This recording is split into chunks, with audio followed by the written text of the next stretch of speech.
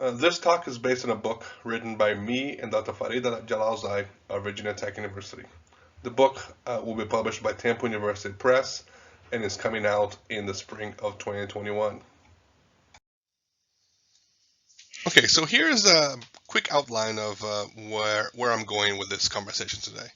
First, I'm going to do a brief theoretical grounding of women's representation and empowerment to frame how we're going to think about Dilma Rousseff's presidency in this talk today. Then I'm going to give you a really quick profile of former President Rousseff from her years as a guerrilla fighter in Brazil to her presidency. I will give you a quick timeline as well of her presidencies as well up to the impeachment process, and I'll talk a little bit about the impeachment process and some of the gendered ways that played out. Then I will spend some time talking to you about her role in appointing women to cabinet positions, to ministerial positions in Brazil, and the kind of the dynamics of that.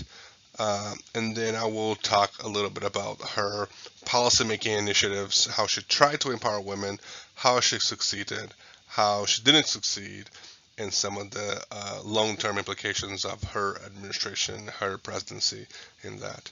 And then I'll end with some general conclusions about this whole thing. I'm not going to spend much time on this because this is just boring theory over here.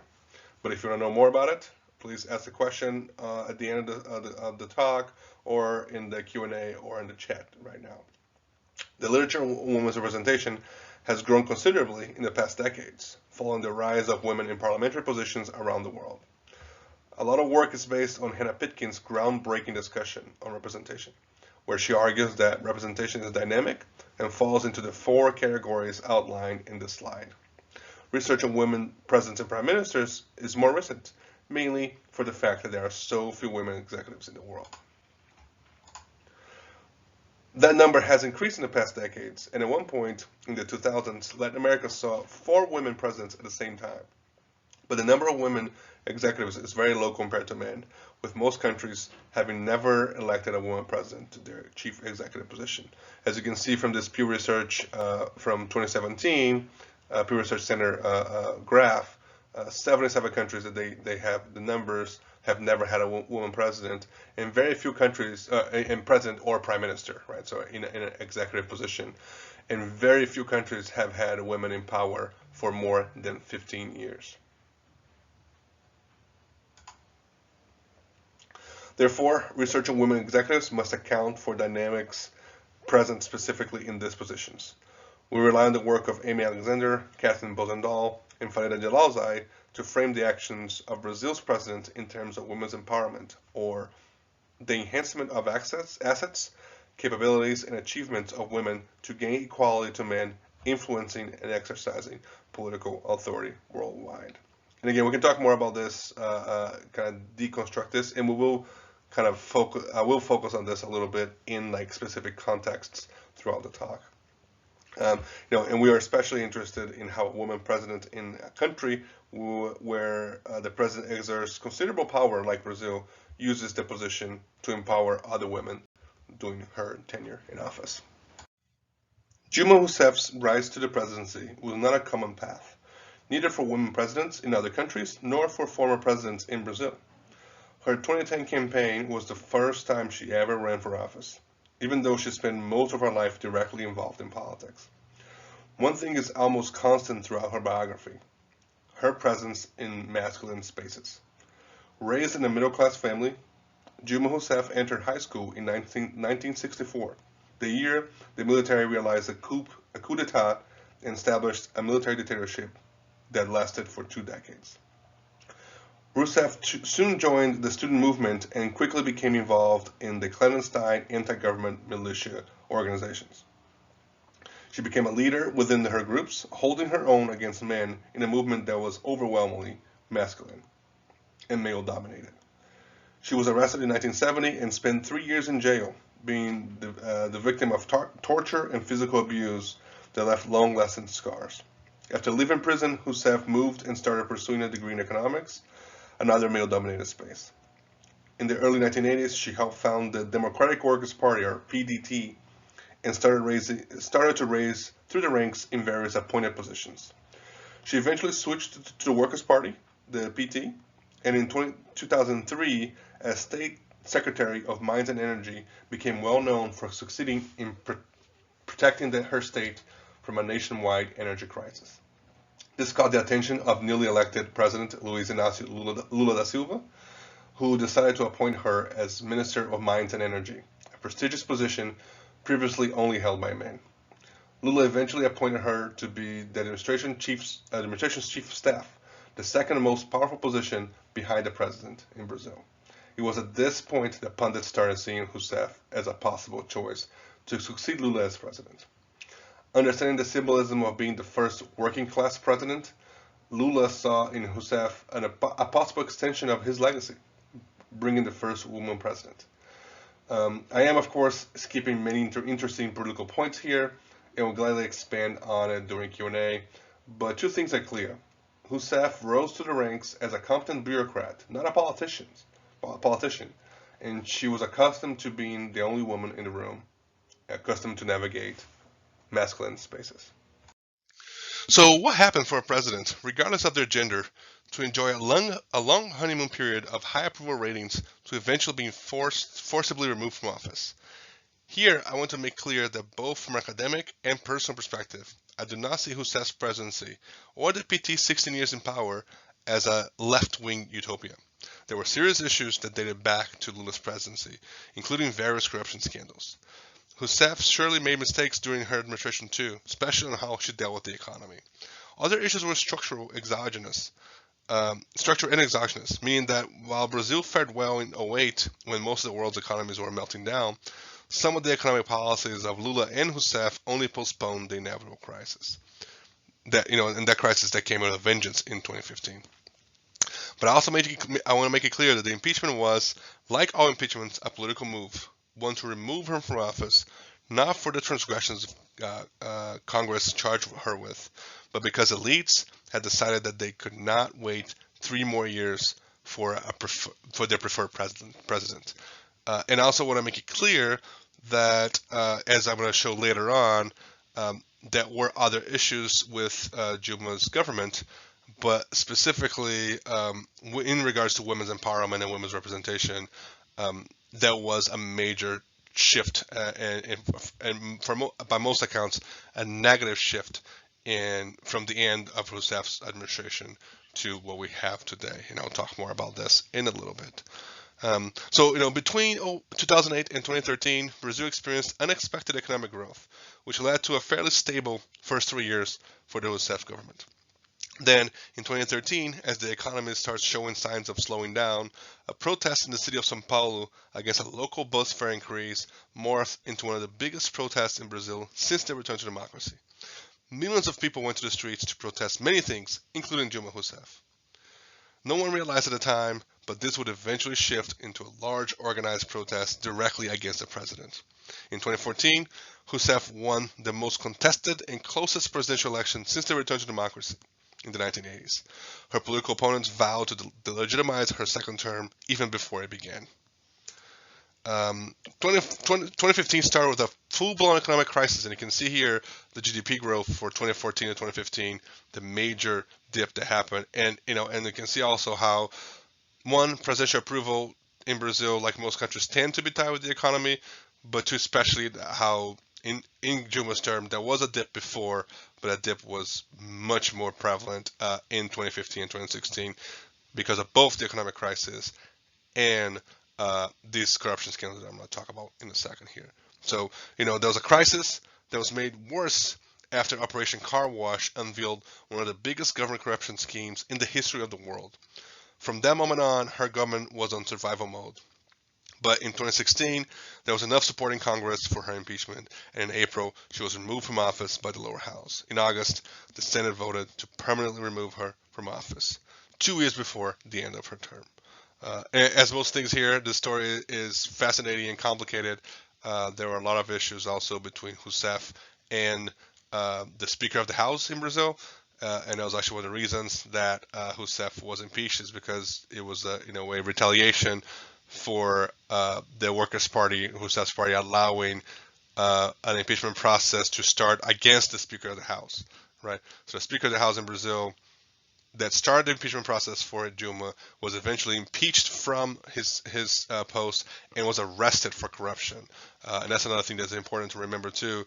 With all the corruption that happened surrounding Dilma Rousseff and surrounding the Workers' Party, including the arrest of Lula later on, Dilma Rousseff herself was never directly connected to any of those corruption scandals, right? So corruption is definitely a part of it. The economy is a part of it, but these are moving parts that kind of altogether are interesting kind of dynamics of Brazilian politics at the time. And again, I can expand on this if people have questions about this specifically, or if you know something you want to know more about it, we can talk about this in the Q&A as well. Rousseff's impeachment was the second since Brazil returned to democracy, electing presidents in 1989. The first impeachment in 1992 ousted Fernando Collor de Mello over corruption allegations and kickback schemes. Collor chose to resign prior to the Senate vote in an attempt to preserve his political rights. In both impeachments, structural and institutional reasons can help explain the outcome. One of the more widely accepted explanations to why these two presidents were impeached, and not others also involved in corruption allegations, comes from the coalition presidentialism literature. Both presidents governed with a small and fickle coalition in Congress because their party did not have a majority of seats, which in a moment of crisis turned against them. That two presidents have been impeached in the last 30 years are both good news and bad news for Brazilian democracy. The good news is that even as the country becomes embroiled in not one, but two institutional crises, the democratic institutions of the country continue to operate. The bad news is that using this nuclear option twice, that the democratic institutions of the country are not as strong as hoped.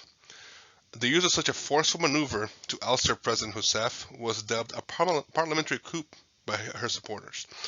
The debate of whether it was a coup or a legitimate impeachment still rages in Brazil, with the two camps extremely polarized, both using legal and ideological arguments to justify what happened.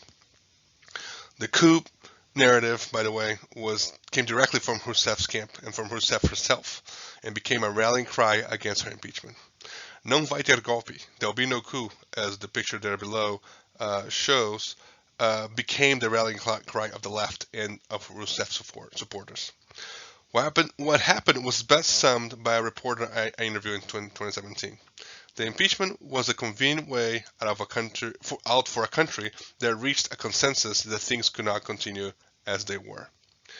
New information that surfaced in the last 2 years point more towards an extra legal coup-like dynamic than an orderly institutional process. I can elaborate more about this on the Q&A, and I'll be glad to do so, but I want to kind of focus on this because I want to focus on a specific aspect of the coup now. The impeachment process by itself may be seen as gender neutral, and the fact that one man and one woman have been impeached in Brazil may corroborate this argument. But the vitriol experienced by Rousseff throughout the process was something that went, in many ways, above and beyond the expected ruthlessness in a contested political event.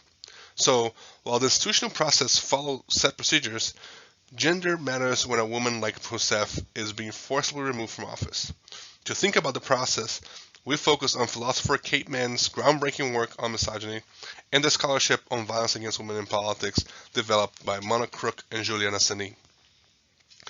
Mann defines misogyny as a system that places, punishes, dominates, and condemns women who are perceived as an enemy or a threat to the patriarchy. If thinking of the patriarchy as institutions that reinforce male dominance in the system, there is no bigger transgression than being the first woman elected to the most powerful position of the country.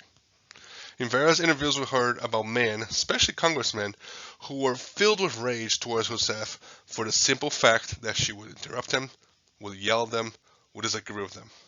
In a conservative society like Brazil, a divorced woman entering the presidency could also be perceived as a transgression from what is expected from women.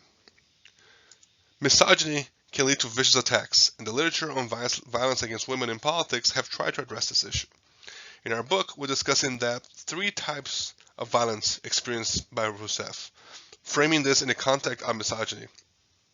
of putting women in their place. So we talk about the symbolic violence of constantly questioning her fit for office based on fabricated or exaggerated questions about her intellect. The psychological violence of using a clearly gendered term, a term of endearment in some contexts.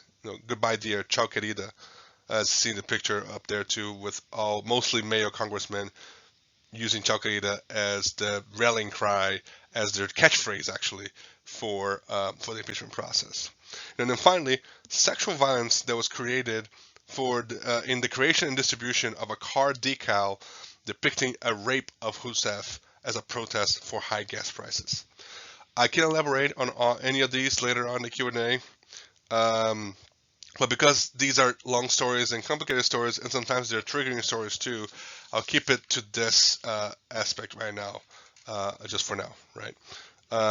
So, in some, for the impeachment process specifically, as we have seen here in the United States, the impeachments are political theater, right? It's not about being right or being wrong, but it's about dominating the narrative, right? The anti-Rousseff narrative in Brazil was gendered in ways that was almost impossible to escape misogyny, to escape the unnecessary violent and vitriolic language used against Rousseff because she was a woman, because she is a woman, and using her womanhood as a tool for punishment, an attempt to put her in her place. Okay, so now I'm getting to the tail end. I think the last third of the talk here. We'll be talking about the ways in which Rousseff attempted, succeeded, and did not succeed in empowering women through appointments, through policymaking, and symbolically. And even though I'll be talking about Dilma Rousseff, a couple of things to keep in mind is that I will be in many moments comparing her to her predecessors, but especially Lula, because he was from the same party as she was, and then I'll provide some of what's going on right now, but especially focusing on Michel Temer's government in 2016 to 2018, and then Jair Bolsonaro's government from 2019 and to present. So again, so one thing is just kind of think about this like 4 distinct periods. We have the Lula years and also some moments before the Lula years, but the Lula years were characterized by the first time the Workers' Party, this left-wing party, had access to leadership and access to the presidency, and also a strong but not a majority in Congress. Then we have this long honeymoon period. Dilma gets elected in 2010, takes office in 2011, and experiences really good economic indicators, as I mentioned before. So that's the long honeymoon period, is 2011 to 2013. And then we have the crisis years, 2014 to 2016. Then when she gets impeached, we have, Temer and Bolsonaro. So keep those in mind as I'm talking, and think about these two also if you want to ask some questions. Understand, like, even though Dilma is in power for 6 years, there is 2 very distinct moments in her presidency. The moment where she's doing okay, and people are liking her, and she has actually rapport in Congress. And then we have this crisis years where she's basically just trying to stay in power, and it culminates with her not being able to stay in power. So just keep those things in mind as we keep going for the last third of this conversation. So to start our conversation about appointing women and how Dilma Rousseff tried to empower women through appointments, I want to show 2 pictures. First, this is Dilma Rousseff's 2011 first ministers. So just take a look at the picture, right? And then here, this is not a picture of Temer's ministers when he took power in 2016, but this is pretty much it, right? So it's a bunch of older, middle-aged to older men, more specifically, also in the context of Brazil, white men. So I want to start with these. So again, thinking about this again, like comparing Dilma to other presidents, this is immediately following her, we see a very strong dip in the number of women appointed to positions of power in the executive specifically. So how is appointing women a way of empowering women? So what we argue is that this is a direct form of empowerment, and it has implications for elite women who are in the political process and who are in the party of the president specifically, but also has implications down the line for women broadly because it does have policy implications. Um, so specifically, empowers women already in the elite. So these women are being tapped to become ministers in places and in ways that they have not been appointed before. So it opens up this room for more women in politics and more women in leadership positions. Um, and in the context of Brazil, ministers have great discretion over policy priorities. So ministries in Brazil work directly with Congress in terms of producing law projects. And also, budgetarily speaking, they have a lot of say as well in terms of how laws that pass in Congress are allocated through the budget as well. They have the discretion of how to use the budget that is allocated to specific ministries, right? And then, in this context here, the president's own network, so, being a woman president may be an explanation to have some of this appointed decisions. So she may be empowering women directly related to her, in this political sense, in this ideological sense, in the professional sense, right? So these are some ways that that Juma is directly empowering women through the appointment to ministry positions. Some of the insights from our research, and I'm gonna keep it simple here, and I can definitely elaborate on this on the more complex dynamics in the Q&A. So some of the insights, one thing is that Rousseff appointed more women than all previous elected presidents combined, right? And a lot of these positions were in positions close to the president, meaning prestigious positions. But so because Brazil has so many ministries, some of those are very tangential, very kind of on the margins. These are women who were in Juma's inner circle, right? So that again, in a way, show again this idea that the president's own networks may be one of the explanations for this decision. So here's just a table to show you, so José Sarney, who was not directly elected, but he was a president, was a civilian president, appointed 0 women to ministries. Collor appointed 2, Franco appointed 1, Cardoso appointed 2, and then Lula, from the same party as Dilma, so coming from the same kind of like ideas and from the same, in a way, pool of possible appointed ministers, appointed 14 total in his 8 years in power, and Juma appointed a total of 23 women, 16.67% of the women, right?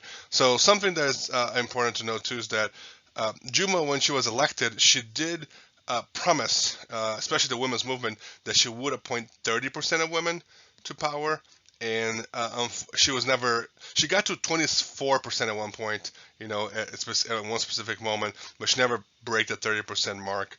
And again, I'm not going to go into the details of this specifically, but the crisis definitely affected her ability to nominate more women, but also the dynamics of coalition presidentialism. Juma was not responsible for all the appointments, and she had relied on the other parties to appoint the women. That was actually, with Tamer in that picture that I showed, when people started complaining to him, there was a bunch of white dudes. He made a complaint that this was actually part of the other parties in his coalition. They made the decision, so he had no discretion over it, and they just didn't appoint any women. So he passed the buck to the parties, right? And so something that is interesting here, both Lula, who appointed more women than most men before him, and then Juma, who appointed the most women to ministerial positions, all these positions come from their quota, from their, from the people that they personally nominate through their party quota for ministers. So again, in the context of our research, we looked at how Dilma Rousseff empowered elite women specifically, but with longer reverberations. Like another interesting factor, they haven't been able to kind of dig deep into the data yet, but it seems to be that when women get appointed to ministries, that is a spillover effect, a cascading effect, almost a trickle down effect of more women in lower positions that are also important, that tend to be springboard for other positions, for Congress positions, and for Congress elections, and also for being appointed ministers later. So there was a cascading effect of women being elected, being more be members of the cabinet staff in ways that were not there before. Again, this is at this point it's anecdotal in the sense that we haven't run like specific data on this. We've seen the data, but we haven't been able to code it directly to see. But there seems to be a clear connection there that there are more women when women are in power as well in other positions. I want to read this quote from our book to provide a little context of the ways that gender play a factor that sometimes we collectively don't think much about, right? But how important gender is in terms of how politics are done, in what adding women to the mix when in a place that was heavily masculine before, what that does to politics and what it does to dynamics, right? So this is a quote from a high level operator, like a high level politician, bureaucrat appointed to positions both during Lula's administration and during Dilma's administration. So he said, ministers who are good at political articulation, before Lula probably as well, but I cannot speak about that because I was not there, must attend events in these masculine and masculinized spaces of fraternization among deputies late at night. Lula would never go into the spaces, but he would hug the guys in his masculine logic. And it was a different hug. Porra, cara. Shit, man. You get it. The masculine contact, the male intimacy. Dilma comes from a different tradition. She didn't have command of male slang, of the gíria masculina. Her minister for political articulation was a woman, a married woman, a respectable woman. She went to some night meetings, but the night was not her strong suit. Why am I saying all this? Because Lula was a political animal. He could have a Dilma at the helm when she was his chief of staff, a more technical minister. Dilma was not this political animal. She needed to have these political animals under her, and she didn't have them. So again, this masculine spaces that he mentions, something that I've talked to other people about. This is not in our book, but something that I've talked to other people about is that there are some very questionable places where these decisions are being made, right? So these are places where this is somebody's house, for example. In Brasilia, if in Brazil there are these mansions that people go in and they have this, large parties with a lot of alcohol and a lot of women not there for political articulation and political negotiation, right? And those are just spaces that women don't feel comfortable. And of course, some men do not feel comfortable either, but they can still be there. So, in a way that they could be in these places, they may not be doing all the things that other men are doing in these spaces, but they're still there in those spaces as well.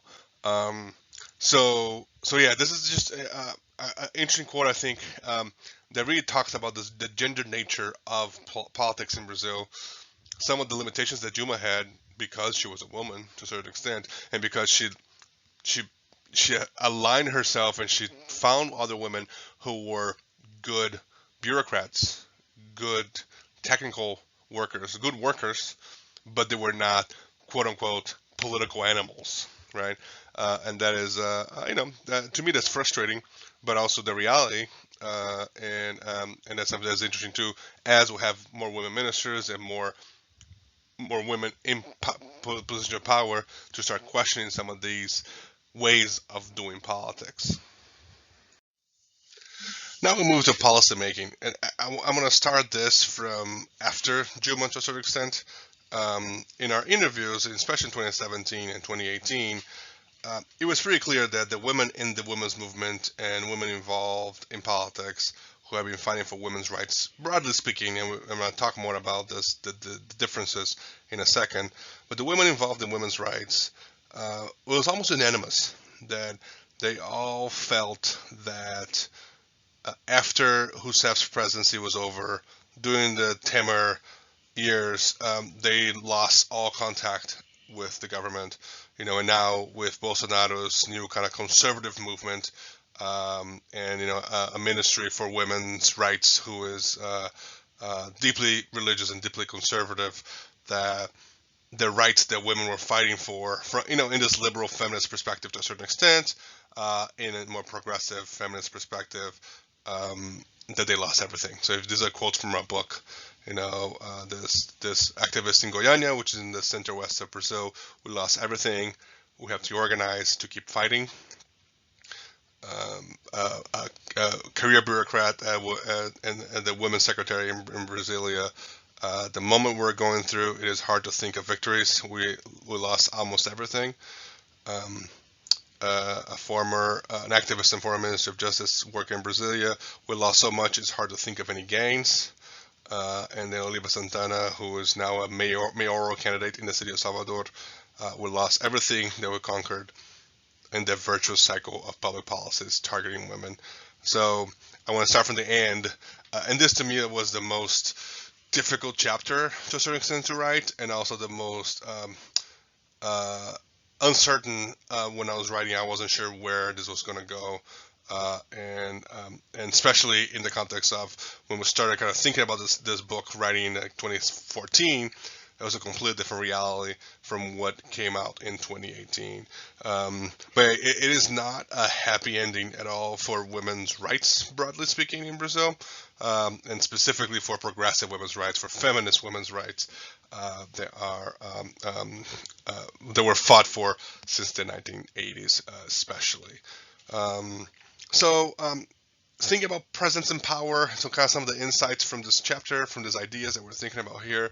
The Brazilian presidents hold a significant policy authority, and that's what we were thinking about in the context of Dilma Rousseff empowering women through policymaking by creating policy priority and emphasizing aspects of women's rights that she thought were interesting and important.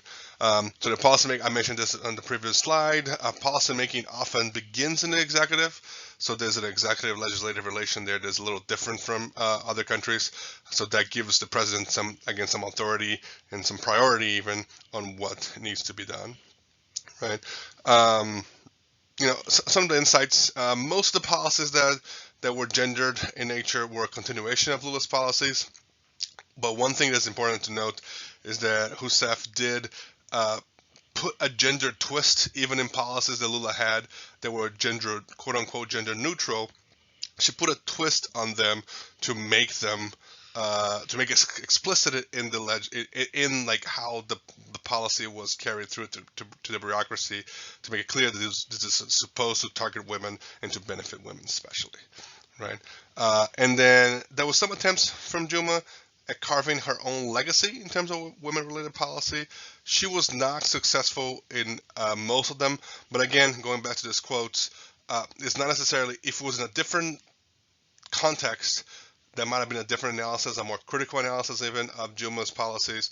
But one thing was clear is that when her government ended, the women's movements in Brazil lost complete control and even contact with the presidency.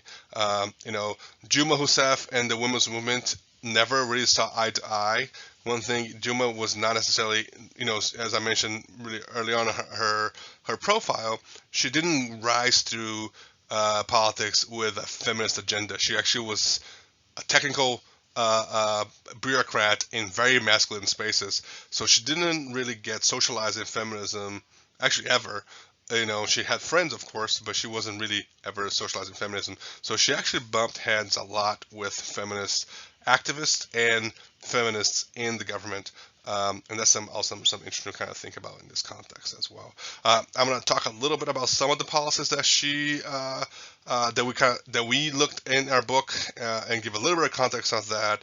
But I don't want to spend too much time on it because I want to spend some time with a Q&A for all of us.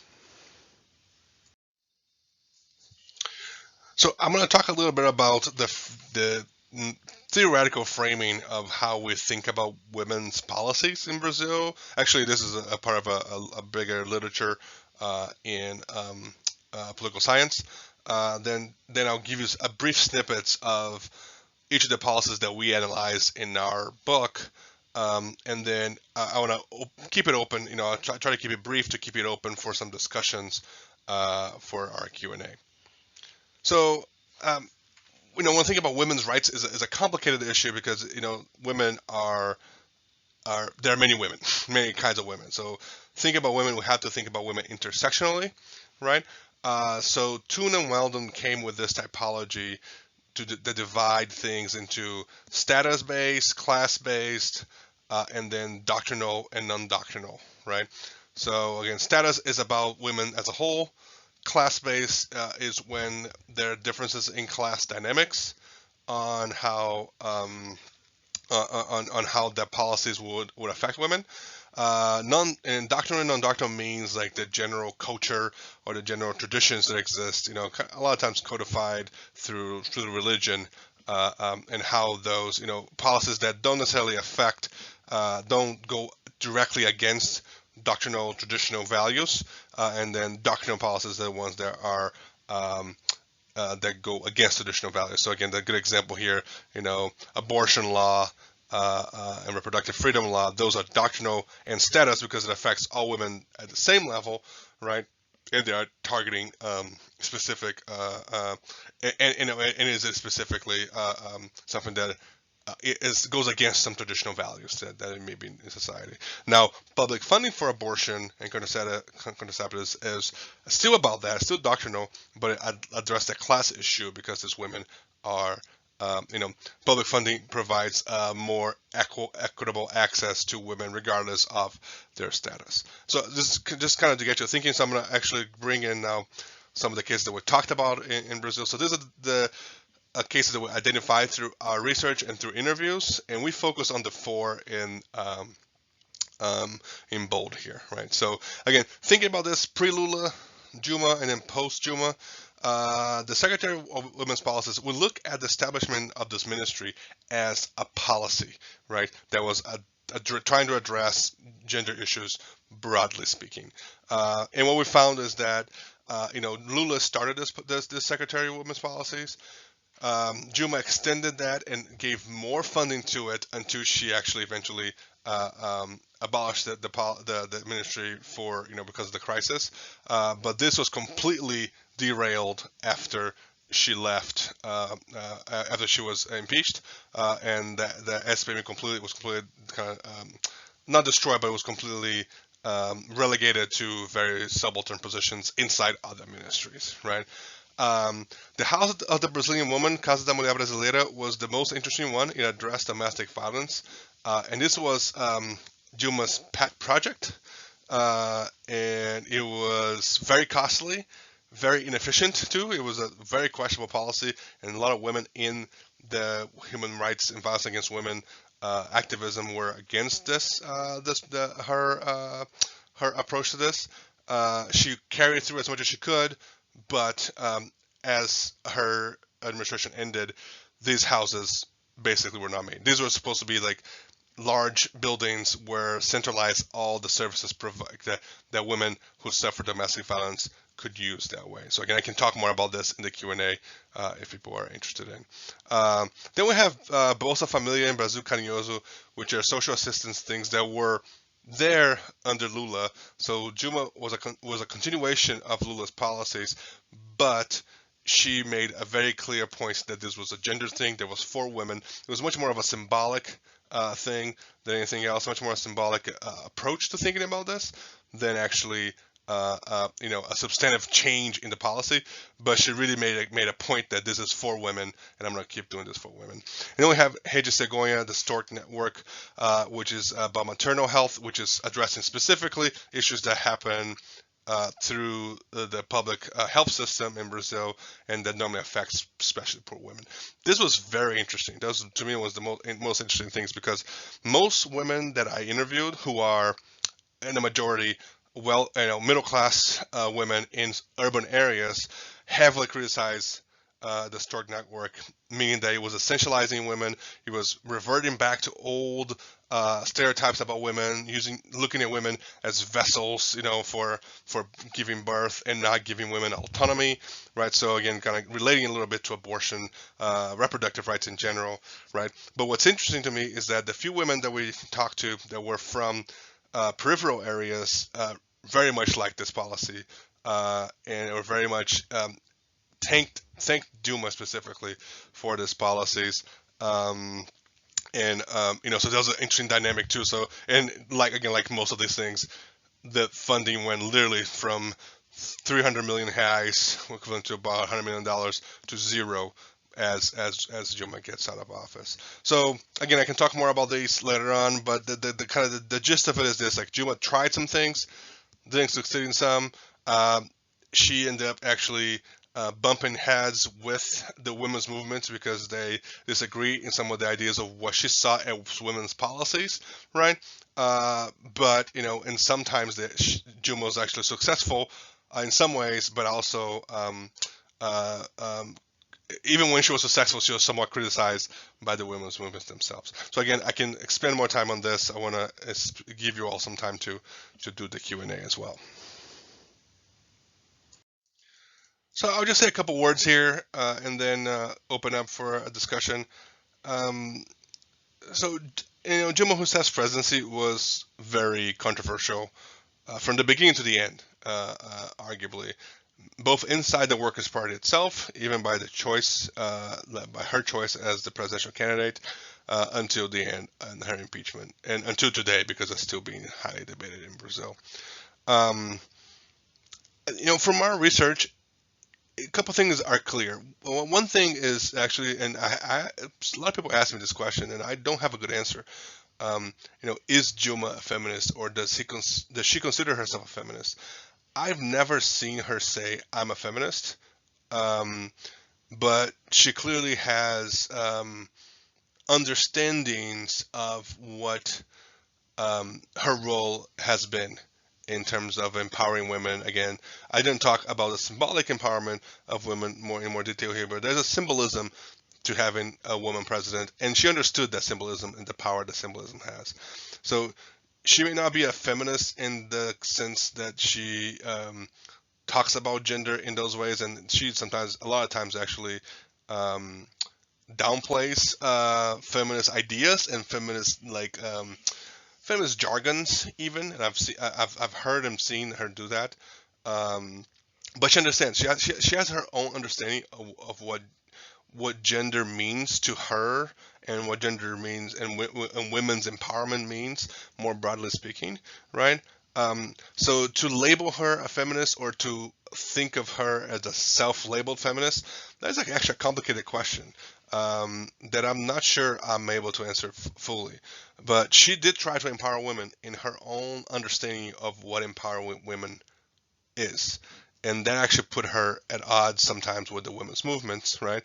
But in the end, I think that's the biggest takeaway from our book. That was not necessarily surprising, but it's still kind of, in a way, heartbreaking. Is that the women's movement that have been fighting for rights since the 1980s have lost almost everything, right? Both in terms of representational empowerment and substantive empowerment through policymaking.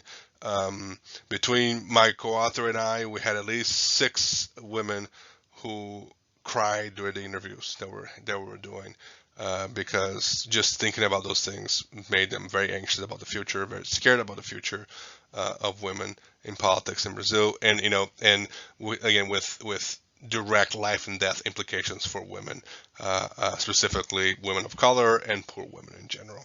So it's a complicated legacy. It's also early to address some of the longer term legacies of having Dilma as a woman president.